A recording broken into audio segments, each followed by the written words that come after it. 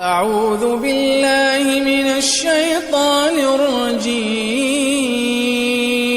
بسم الله الرحمن الرحيم. وما خلقت الجن والإنس إلا ليعبدون ما أريد منهم من رزق وما أريد أن يطعمون إن الله هو الرزاق ذو القوة المتين. پیش خدمت ہے شرح کتاب التوحید لفضیلۃ الشیخ عبداللہ ناصر رحمانی حافظہ اللہ.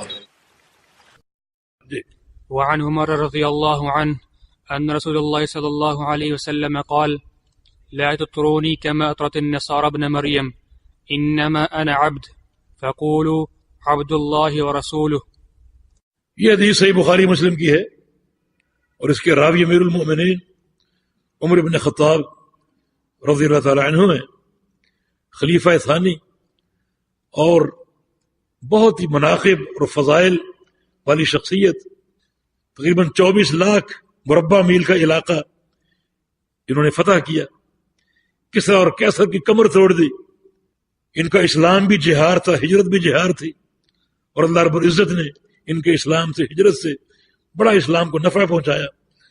یہ اس حدیث کے راوی ہیں کہ رسول اللہ صلی اللہ علیہ وسلم نے ارشاد فرمایا کہ لا تطرونی کما اطرت النصارى ابن مریم.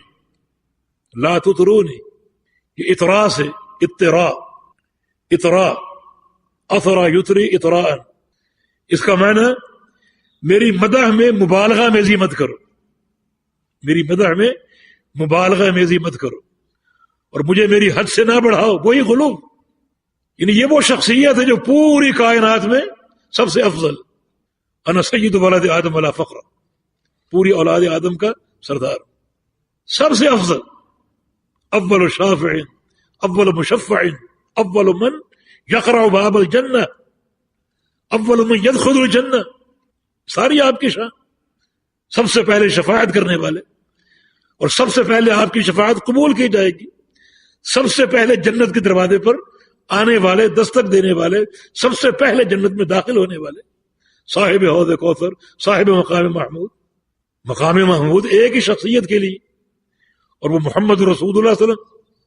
آپ فرما رہے ہیں کہ مجھے میری شان سے مت بڑھاؤ اور میری مدح میں غلو اور مبالغے سے کام مت لو. دروغ گوئی نہ کرو، جھوٹ نہ بولو. تو پھر کون سی شخصیت باقی رہ گئی جس کے بارے میں غلو روا ہو سکتا ہے، جائز ہو سکتا ہے؟ اکرم الخلائق یہ فرما رہے ہیں کہ مجھے میرے مقام سے آگے مت بڑھاؤ، اوپر مت کرو، اور میری شان میں غلو کا ارتکاب مت کرو. پھر کون باقی بچا؟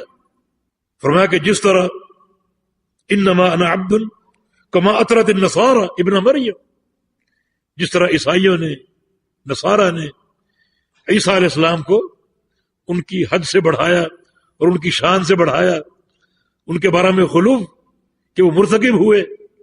کسی نے ان کو الہ کہہ دیا اور کسی نے اللہ کا بیٹا کہہ دیا، اور نتیجتاً ان کی عبادت کرنے لگے اور شرک اکبر کا شکار ہو گئے.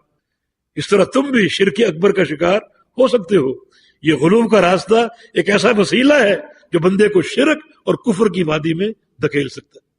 لہذا محمد رسول اللہ علیہ وسلم کے اس فرمان پر عمل کیجیے، عمل کرنا چاہیے. اگر پیغمبر علیہ السلام سے واقعی سچی محبت ہے تو رسول اللہ علیہ وسلم نے کیا فرمایا؟ فقولوا عبد اللہ ورسولہ، تم کہو میں اللہ کا بندہ اور اللہ کا رسول. عبد اللہ ورسول، اللہ کا بندہ اور اللہ کا رسول.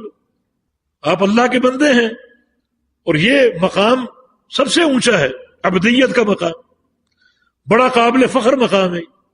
اگر عبدیت کے ساتھ صالحیت ہو اور بندہ نیکی اور تقوی کی راہ پر ہو، حسن عقیدہ کے وصف سے متصف ہو، تو اس کا عبد ہونا اور پھر ساتھ ساتھ گناہوں سے بچنے والا اور تقوی کی زندگی بسر کرنے والا، تو عبد ہونا بڑی اونچی منزل ہے اس کے لیے، مقام فخر ہے.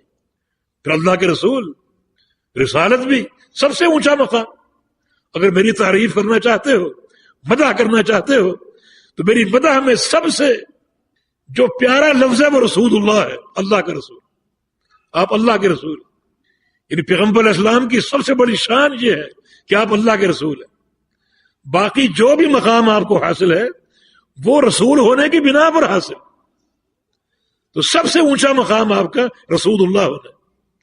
تو میری جب تعریف کرو، مدح کرو، مجھے عبداللہ کہو، اللہ کا بندہ کہو اور اللہ کا رسول کہو، کہ ایک شخص عبد ہونے کے ساتھ تقوی کی زندگی پر قائم ہو، اچھا عقیدہ اپنا لے، عمل صالح پر قائم رہے اور پوری زندگی اس منہج پر قائم رہے، تو واقعتاً یہ اللہ کی ایک ایسی توفیق ہے جو بہت زیادہ تعریف کا موجب ہے اور مدح کا موجب۔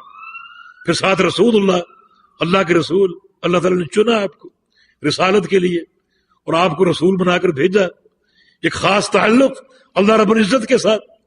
فرمایا کہ ان الفاظ کے ساتھ میری تعریف کرو اور مجھے میرے مقام سے آگے مت بڑھاؤ۔ مگر افسوس یہ ہے کہ امت اس فرمان کو سمجھنے سے قاصر، سمجھنا نہیں چاہتی اور اپنی مرضی جو ہے اسے ہمیشہ سامنے رکھتی ہے، اور امت کے بیشتر افراد اسی مقام میں غلوب کی بنا پر بربادی کا شکار ہو گئے، اور ان کے عقیدے میں حتیٰ کہ اس غلوب کی وجہ سے کفر تک آتا گیا۔